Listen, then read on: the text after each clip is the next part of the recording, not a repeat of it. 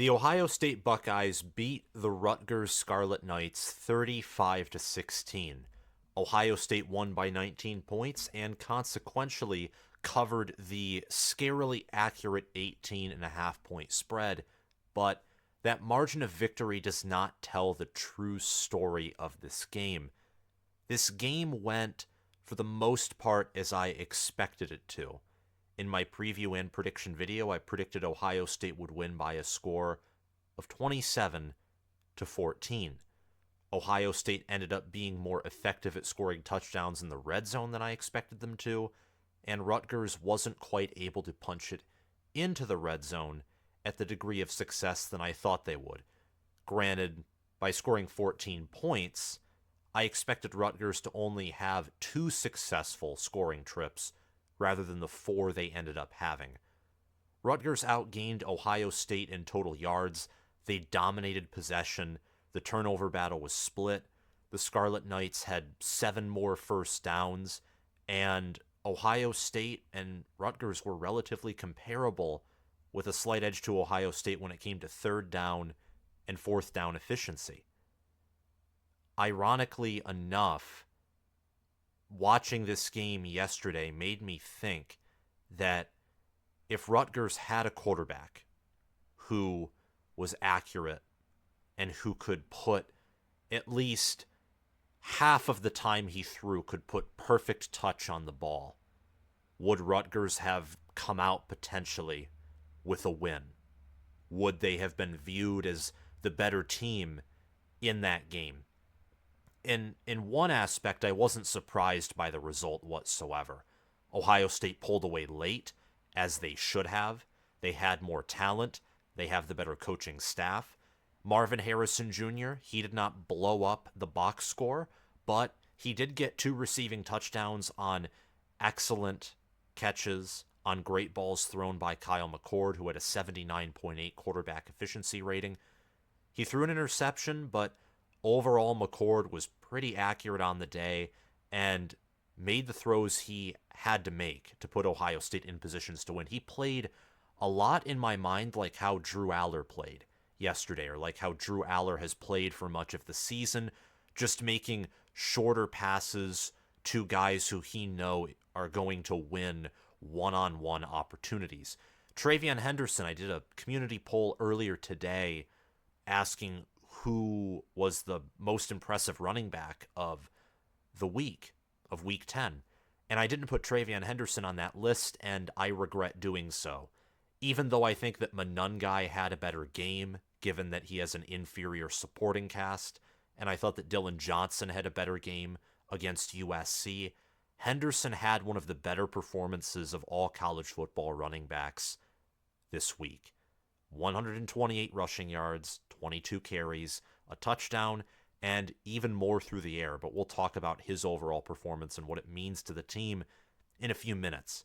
Welcome back, fellow football fanatics. It's your host, College Football with Sam. And before we begin, please hit that big red subscribe button in celebration of Ohio State's win, because Ohio State, after all, their color, scarlet, is a variant of red. And also hit the subscribe button to celebrate Rutgers competing against the number 1 team in the country, according to the college football playoff rankings, and competing with a team that is among college football's elite. Also, make sure to like this video, comment your thoughts down below, and hit the notification bell so that you can get notified when I post more college football content. Lastly, if you want to support the channel, which your support's always appreciated, but it is never expected. YouTube is my main focus, but if you want to support the channel, please do so through the link in the description and in the pinned comment, that being my Patreon page, where you can get a $5 membership, where you will just be thanked at the end of the video for your support, a $10 membership, where you will be thanked for your support and get insider access to my weekly picks for whether it's, betting purposes for yourself. I don't bet. I just like to see how my picks do against what Vegas thinks, and also get insider access to what my potential power ranking system thinks, and that should be up again this week. If you want to go the extra mile and become a Heisman member, which is $25 a month, you will, after 6 months, get a signed merchandise piece signed with my name. You get to ask me questions, give me content recommendations, directly message me, etc. So check out my Patreon page via the link in the description. And thank you all so much for your support and your engagement. It means a whole lot to me. But to get back to the topic at hand, this was, I know that on this channel and me myself, I typically don't give out moral victories. I mean, even in a video earlier today that I posted about Michigan beating Purdue, it might have sounded like I was giving Purdue a moral victory, and to a certain degree, Michigan as well. Michigan struggled in a similar way that they did against Bowling Green, and they've had other moments like the first quarter against Indiana, for example, where they were tested. And I think that it's better that Michigan gets some of these little baby tests so that against a Penn State or an Ohio State, if they're punched in the mouth and have a bad half, they can come back and steamroll in the second half. Michigan, by the way, is only, I think, a 4.5 point favorite at the recording of this video against Penn State, though I expect that line to fluctuate and maybe even shrink more in Penn State's favor as this week goes on. But anyway, Rutgers, in truth, deserves accolades after this game. When I made my prediction about Rutgers covering the spread, being competitive in this game, it wasn't with the mindset that this Ohio State team is bad. Ohio State looked slow. They looked disheveled offensively. And I have to be honest, I don't know how an offense with this much talent, even though Rutgers' defense is great, with what I've become accustomed to regarding Ohio State, I am almost appalled the way they look sometimes. I mean, you watch Marvin Harrison Jr., TreVeyon Henderson, Kyle McCord, Emeka Egbuka, Cade Stover, by the way. Him being out is an alarm in my mind. He is one of the most reliable weapons currently that Ohio State has. I hope he gets healthy as soon as he possibly can. Be praying for Cade Stover and for any other injured player in college football. We hate injuries as college football fans. Rutgers, I expected them to compete with Ohio State because I thought that Ohio State's conservative style of defense plays into teams that have great offenses and great run games. Rutgers has a great offensive line. They don't necessarily have a great offense, but they have a near elite running back, I think, in Kyle Monangai, and Gavin Wimsatt has legs. So a conservative defense that isn't constantly stacking the box and blitzing you and that wants to limit big plays is going to allow these small 3, 4, 5 yard runs and then stifle you in between the 10 and the end zone. And that's exactly what Ohio State's defense did. Now, that doesn't mean there's no problem with the Buckeye defense. I think there are some concerns with how Rutgers ran for over 200 yards and 5 yards per carry. But I had some concerns about the Buckeyes' run defense entering this game anyway. I think it's a great run defense, but there's a reason I predicted in my preview video for Rutgers to run for over 200 yards, but only pass for around 100.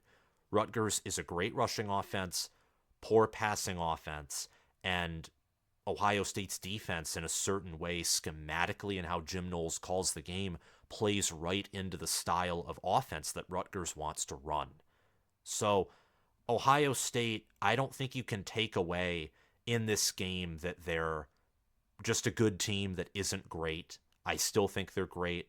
I still think that they're near elite. They have a great strength of record.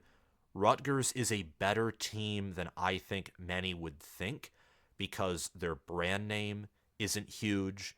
I mean, that logo of the red scarlet R typically is associated with being a sounding board of everyone else in the Big Ten. That's not the case with Rutgers. Rutgers, you look at their schedule, and we'll get into this later, they could beat Iowa. They could beat Maryland. Dare I say it, depending on what the Michigan game does to Penn State's psyche, whether Penn State gets really high off of a win or get demoralized after they lose, Rutgers could run on Penn State and make that a competitive game. Rutgers could easily go 8-4, win their bowl game, and with what they return next year, we could be talking about them as a preseason top 25 team. Rutgers is a good team. Now, that doesn't mean Ohio State, again, is without concerns. I thought that Oregon is solidifying themselves as probably a team that I would pick to beat Ohio State. Washington is another team that they bounced back after looking sluggish the previous 2 weeks and beat USC by double digits. And it was mainly because of their defense, but also their run game.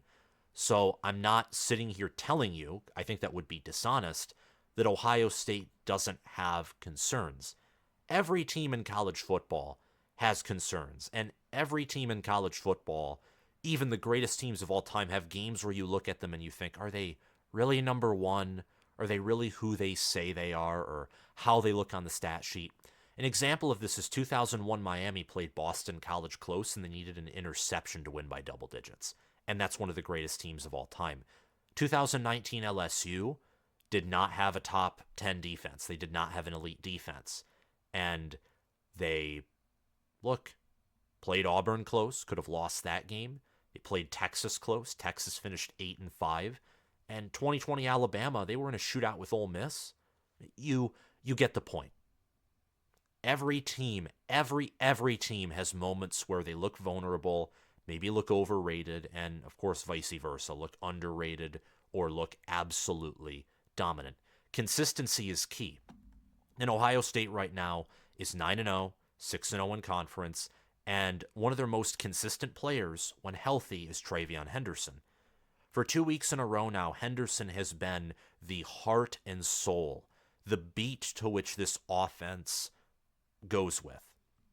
He sets the tempo. 22 carries, 128 yards, and a touchdown on the ground, 80 receiving yards, 5 receptions through the air with a long of 65. That 65-yard reception came on a third down. If Ohio State has to punt there, outcome of the game might have been different, or the game wouldn't have been over until the clock hit 0. He's a player that wins games for you. I would take him right now at Michigan. I would love to have TreVeyon Henderson and Blake Corum as my starting running backs, and we split them nearly 50-50. I would love to see how that operates. He was the stable piece of Ohio State's offense. He was that way against Wisconsin. By the way, without Malusi, Allen, Mordecai, with all the injuries that are piling up on Wisconsin, they are a horrible football team right now. I wouldn't be shocked if Nebraska walked into Camp Randall and just laid a nice, smelly, rotten egg on Luke Fickell's program. But TreVeyon Henderson, he has to stay healthy. It's absolutely paramount, critical, whatever adjective description you want to use, that he stays healthy and that he gets involved. Because he's consistent, he's reliable. I mean, the breakaway speed that he has, there were some runs where if he breaks one tackle, he's gone. Speed and space back. Like, he looks like his 2021 self, except he has some power. He can churn forward with his legs. And if he could stay healthy, and if he had a better offensive line, maybe the narrative surrounding him would be he is one of the best, if not the best, running backs in all of college football right now, along with Bucky Irving, Blake Corum, other running backs like Ollie Gordon, Kyle Monangai. He's going to break 1,000 yards. Potentially he'll do it against Iowa, because Iowa over the past 2 seasons, how you beat their defense is by running on them. Their secondary is their strength. And Rutgers running for over 200 yards on Ohio State it's an achievement. And it's something that I don't think should be surprising of Rutgers moving forward if they ground and pound. Rutgers looks like a pre-2000s Big Ten team, like an old school, traditional Big Ten football team with a quarterback who has legs, and of course, like a pre-2000s Big Ten quarterback, a quarterback who's completely 50-50 on his throws. Though Wimsatt toward the middle and end of the game really made strides. He just had an extremely rough start, and he's facing one of the best secondaries and best defenses in all of college football. So we can't be too hard on him, or I can't be too hard on him. But Rutgers has a great defense. They have a great rush offense. They have some capable receivers. Christian Dremel, for example, he got open, and if Wimsatt put perfect touch on that ball and didn't overthrow him, Rutgers would have had a long bomb over one of the most efficient secondaries in all of college football, who was without Lathan Ransom. Josh Proctor got banged up, and Denzel Burke was also out. So Ohio State was down a variety of players, and this team is deep. They have depth, strength and conditioning. That's an area of the program right now for Ohio State. If you disagree with me or you want to provide insight into why this is or why I feel this way, tell me in the comment section below what you think and your analysis is regarding Ohio State and the health of their players. They have had a ton of injuries over this year and last year that make me question their strength and conditioning program. Now, for Ohio State, they can afford these injuries, and because of the amount of depth they have, thanks to great recruiting and developing at a variety of positions and great coordinators, they can mask those injuries. An example of this is Penn State game. Jermaine Matthews Jr., I think he's a true freshman, is perfect for the entire game while Denzel Burke is out. Another example is Jordan Hancock with his pick six, and Jordan Hancock overall playing a very solid game against Rutgers despite Denzel Burke being out. That means that Hancock is now the number one corner on the field instead of Burke. And TreVeyon Henderson and Chip Trayanum, they're doing just fine despite the fact that Mayan Williams is unfortunately out for the year. And G. Scott, he caught a 14-yard touchdown pass from Kyle McCord, filling in for Cade Stover. So Ohio State has depth, and they can play and play at a high level in spite of these injuries. But at some point, I think the amount of injuries that they have, if they're not corrected, can end up biting them in the butt. An example of this is last year. I think if Mayan Williams was completely healthy, and if TreVeyon Henderson was at peak performance and he was healthy, and Ohio State played against Michigan, that game would have been a much better outcome for Ohio State. I don't know about a win, but Ohio State, with the success they had against Michigan early in that game, running with Chip Trayanum and the fact they had a better offensive line than they did in 2021 or this season, imagine a healthy TreVeyon Henderson behind last year's Ohio State offensive line. It's hard to imagine that because TreVeyon Henderson was dealing with a foot injury for the entirety of last season and wasn't at 100%. But he's an impact player, and Ohio State has 2 deep, 3 deep players who have as high ceilings as NFL players do. I mean, they are deep, especially on the defensive side of the ball, at wide receiver, and at running back. But having more bodies is always helpful. Having good depth is critical. It's paramount. Ohio State, they didn't have great depth or elite depth in the secondary last season, and when their players could never get healthy, and when players like Denzel Burke weren't healthy, and he also just had a rough year regardless, that meant big mistakes were made defensively. And play calls by Jim Knowles that could have been absolute genius were in fact poor decisions in light of the performances depending on the position of the unit called into question. In my example, of course, the defense. So that means that against Rutgers or against Maryland or against even Penn State, as I think Penn State's offensively challenged, that can work. And these injuries can be not that big of a deal. Ohio State can still come out with wins. But against Michigan or against Oregon or Washington or Georgia right now has their own injury case. They don't have the same amount of injuries that Ohio State has, but they have an injury right now that would be akin to Marvin Harrison Jr. being out for an entire month and not being able to play in the Michigan game, for example. They have Brock Bowers, who is going to be out until, I'd say, probably the SEC championship game at the earliest. The latest, he'd be back by the college football playoff semifinal if Georgia makes the playoff, which is very likely. And maybe he opts out for the rest of the season. Who knows? But Henderson is a player that needs to be kept healthy. I cannot stress that enough. And these injuries have to stop. Ohio State plays against Michigan State and Minnesota.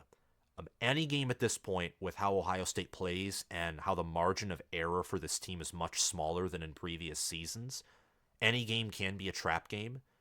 But Ohio State has the depth to get through these next two opponents while not playing at 100%. Focus on getting guys healthy. If you need to precautionarily keep players out against Michigan State and Minnesota, I would say do so. The healthier Ohio State can be when they face off against Michigan, who right now has minimal injuries, if any, from what I know of. Kyle Mullings is back. The secondary with Rod Moore and Will Johnson, they were injured at the beginning of the season. They're getting better every week, and the offensive line's healthy. Michigan looking as good as they do right now in comparison to Ohio State by efficiency metrics. Michigan starkingly looks like they have the better offense and potentially the better defense as well. If they're the healthier team on top of that, that lessens Ohio State's chances to win. So being healthy is paramount. It's also good to note that with the run game that Ohio State has, that gives them a better chance of beating Michigan and of winning the Big Ten, because watching Henderson run against Wisconsin and Rutgers, who don't have elite defenses but have great defenses, he's able to get downfield, he's able to put his head down and churn forward for a few yards, which he couldn't do the previous two seasons. That gives Ohio State some balance on offense, and Kyle McCord becoming more accurate and making some good one-on-one, perfectly placed throws against this awesome Rutgers secondary full of NFL corners. That's good as well. So there are encouraging takeaways, and we'll get to those in a few minutes. But I want to talk about Rutgers. On this show, we talk about winners last. We save the best for last, and we talk about losers first. Rutgers is obviously a loser. They lost this matchup, but there are encouraging things to take away.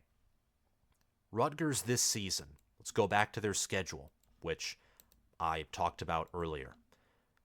For the 2023 college football season, Rutgers is 6-3. They're 3-3 in the Big Ten Conference. They have Iowa on the road, which is going to be a 3:30 game in 6 days. They have Penn State on the road.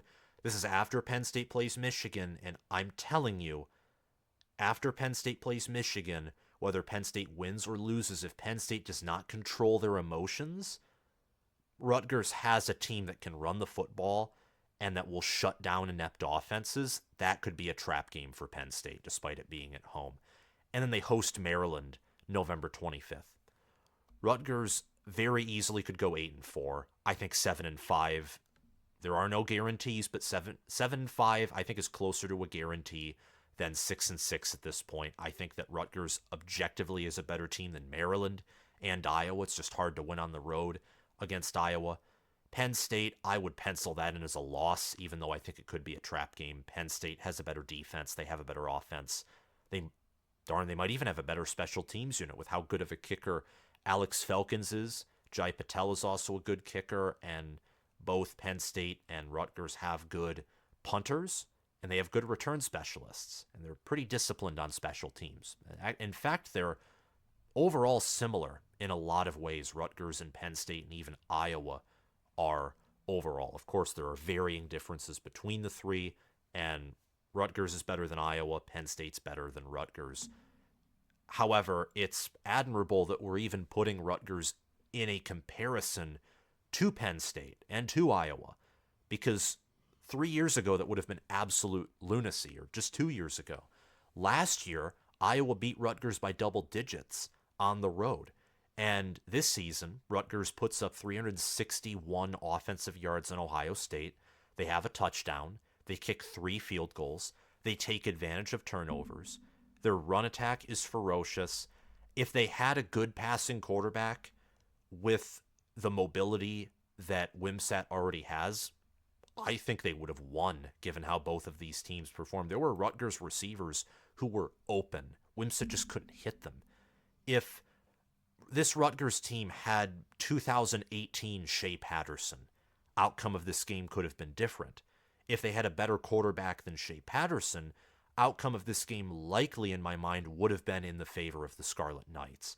And that goes to show how much Rutgers has improved, how Ohio State didn't play 100% in this game, how Rutgers did, and also the fact that Ohio State, with the injuries they have, and with the offense and how this is now a part of this Ohio State team's identity. This offense will probably not be elite or even near elite. It'll be a great offense at best, a good offense on average, with an elite defense. So in a way, it's almost the inverse of last year's team, really.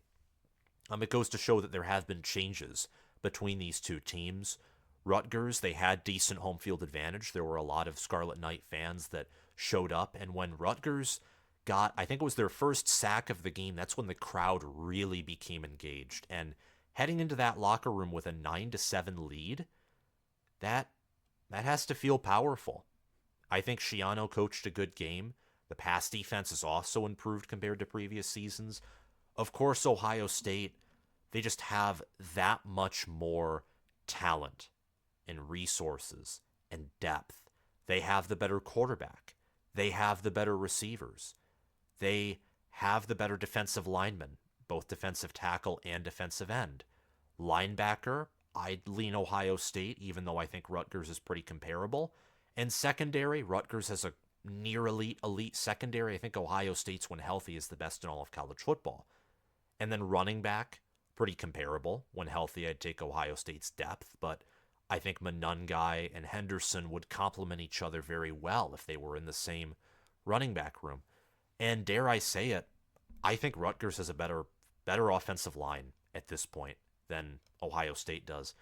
Both teams had 1 sack, 4 tackles for loss. Ohio State had 4 passes deflected. Rutgers had 3. Rutgers on the season has only allowed Gavin Wimsatt to get sacked 8 times. This is in 9 games. Now, Wimsatt doesn't drop back and pass a ton, but he has over 200 passing attempts. He has a similar amount of passing attempts to J.J. McCarthy, and he's only been sacked 8 times. McCarthy's been sacked, for example, 11 times. And Wimsatt's faced Michigan's defense. He's faced Ohio State's defense. Those might be the 2 best defenses in all of college football. They're not renowned for their pass rush like, let's say, Penn State's defense is, but they have great secondaries, and they're conservative. They're not aggressive to the point where they're going to try and sack you at the expense of giving up a big play. They're well-coached, disciplined, coordinated defenses, and Rutgers' offensive line has held up. Wimsatt averaged around 4 yards per carry on the ground against both Michigan and Ohio State. And you look at Kyle Monangai, who has 903 rushing yards, 7 rushing touchdowns. He's averaging 5.4 yards per carry. He's a great running back at 5'9", 210 pounds. The power that he displays and the discipline, the acceleration. And on that 4th and 1 double handoff, that takes an intelligent, not just coaching staff, to pull out that play against a defense that is as solid as Ohio State's and to know how to use that. But for Rutgers' offensive line to not panic, to not false start, for Wimsatt to handle the handoff the way he did, he made it look like a fumble, and I think that was intentional. And then for him to hand it off very calmly to Monangai, and for Monangai to collect that, to make the moves that he made down the sidelines, that takes an intelligent set of players. Rutgers players are smart. They're strong. Monangai averaged 2.5 yards per carry against Michigan, but had a long rush of 10. He averaged 6.6 yards per carry against Ohio State. So he's a great running back, and Rutgers has faced some of the better defenses in all of college football, and they're still having success on the ground. Their offensive line's good at pass blocking, even better at run blocking. The running backs, whether it's Samuel Brown V or Monangai, are impressive. I thought Samuel Brown V was going to be their breakout running back this season, and then Monangai coming out of seemingly, from my perspective, nowhere was incredible. I mean, this team is just you gotta take pride in your team if you're a Rutgers fan. I don't know how many of you exist or watch this channel, but I'm impressed with your team. And I want to do this very quickly, even though it's off topic, but the Big Ten released their 2024 football schedule, and perhaps I should go live and talk about that this week. I didn't immediately last week because we already knew the schedules and the games that were being played. Now we just know the times, which of course can allude to certain trap games and other things. In 2024, Rutgers plays Howard, Akron. They have a bye. They play at Virginia Tech. The schedules are working with the Big Ten such that they will have 2 bye weeks, which I think is pretty cool for teams that struggle off the bye. That will be hard, though. After playing at Virginia Tech, Rutgers hosts Washington. Then they travel to Nebraska. They host Wisconsin. They host UCLA. They travel to USC. They host Minnesota, travel to Maryland, host Illinois, and travel to Michigan State. Depending on how Rutgers plays their cards, USC, I'd pencil that in as a loss. Washington, even though they lose a lot, just with the depth that they have, and as long as Kalen DeBoer and that staff is there, with what they've built, I have faith in them, but it's a home game, so you never know. There's a lot of opportunity for Rutgers to win 8, 9, dare I say it, 10 games with this schedule. They avoid Penn State, Michigan, and Ohio State. So the future, I think, is bright for Rutgers if they can use the portal well, recruit better, and continue to win games. Like winning 8 or 9, 7 games this season would be massive. They've already gone bowling, and that's impressive. Rutgers just needs to continue to do what they're doing, and my faith in Greg Schiano has been restored. For the Buckeyes, 328 offensive yards, 5 touchdowns. Their offense is sad to watch, but the defense is elite, truth be told. The offense going back to them, some may find what I say to be an exaggeration or dishonest, but you have Marvin Harrison Jr. and Emeka Egbuka, Carnell Tate, Julian Fleming. You have Henderson. A lot of your players on this roster were on last year's roster and on 2021's roster. McCord, for example, true freshman on that roster. Same with Marvin Harrison Jr. And in that Rose Bowl, phenomenal game in the 2021 Rose Bowl. TreVeyon Henderson, he was a true freshman in that 2021 season, ran for over 1,000 yards. Tommy Eichenberg was on that team. Josh Proctor. A plethora of these players were either starters or contributors on the 2021-2022, more specifically, football teams. And yet the defense has improved every year since 2021. The offense from 21 to 22 statistically was worse, but I understand the reason for that is Ryan Day wanted to be more physical. And when you're more physical, you're typically less finesse, which takes away points. And Smith and Jigba was hurt, which really wrecked their, it wrecked the receiver room, even though the receiver room was still the best in the nation. Smith and Jigba was supposed to be their wide receiver 1, and instead he got hurt at the beginning of the year, was on and off, and then eventually opted out so he could keep himself safe, not get injured or re-aggravate an injury, and focus on the NFL. This season, this offense has so much talent, and it keeps tripping over itself like it has 2 left feet. It's frustrating to watch, really. Not as frustrating as Brian Ferentz or as Alex Grinch in the units they command, to the point where I actively root for those teams to lose because it's frustrating to watch. But given the talent they have, it's sad and it's frustrating. And I know that because, look, it's not acceptable with the talent that's on that roster. And Ryan Day knows it. Ohio State fans in my comment sections mention how they're frustrated with the offense. The defense, on the other hand, has improved year after year after year. And if this defense was paired with last year's offense, or let's just say this year's offense had CJ Stroud instead of Kyle McCord as their quarterback, I think we'd be talking about Ohio State differently. A lot of these issues revolve around the offensive line and the quarterback for Ohio State. And those are the two most important positions on any offense: offensive line and quarterback. Those two critical positions, unfortunately, whether it's the offensive line and they're highly penalized, the tackles are a mess like they have been since the beginning of the season, and the interior hasn't lived up to expectations. Or with Kyle McCord, he's a great quarterback, maybe a near elite quarterback, but I don't think he has that elite ceiling. I just don't.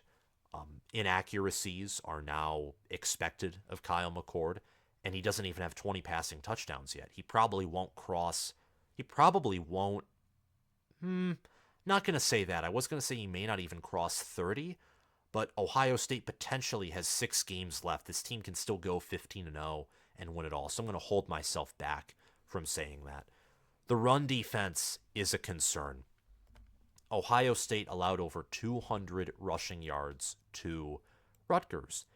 And the only reason I'm saying that I predicted that to happen is because at the same time as my prediction that Rutgers would run for 200 yards, I also said that Ohio State has an elite defense, and that their run defense, when it struggles, is more so, I think, due to the conservative bend but don't break nature of the defense than their defensive line just straight up being bad. They have 3 NFL defensive tackles in Ty Hamilton, Tyleik Williams, and Michael Hall. They have a great defensive tackle room, great defensive line overall. Tuimoloau and Sawyer are up and down, but we've known that since last year, to be frank, and they're still great players. What's concerning about this rush defense is that, they didn't, I guess it's to the point that they didn't prove me wrong. Because even though Ohio State's defense was conservative, and it's not like they were selling out to stop the run and couldn't stop it, Rutgers was still able to power forward because the Buckeyes were missing tackles, especially from Rutgers' line of scrimmage to the first down marker.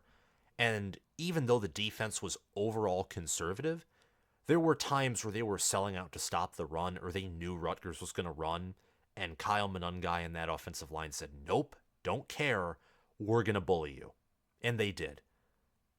Again, I'm not going to say that we need to panic and throw up our arms and everything's on fire, because I expected Rutgers to stubbornly run the football, and because they were going to run it over and over again, and Ohio State doesn't care if they give up over 100 rushing yards as long as they don't lose the football game and don't allow them to get rushing touchdowns, I thought that those conditions would allow the Scarlet Knights to run for that much. But it was on certain plays and the poor tackling and other games like, let's say, against Notre Dame, where whether it's Notre Dame, whether it's Maryland, or whether it's Rutgers, there have been times where this run defense has struggled, even when they try and stop the run, and other times where they miss tackles or they get run over.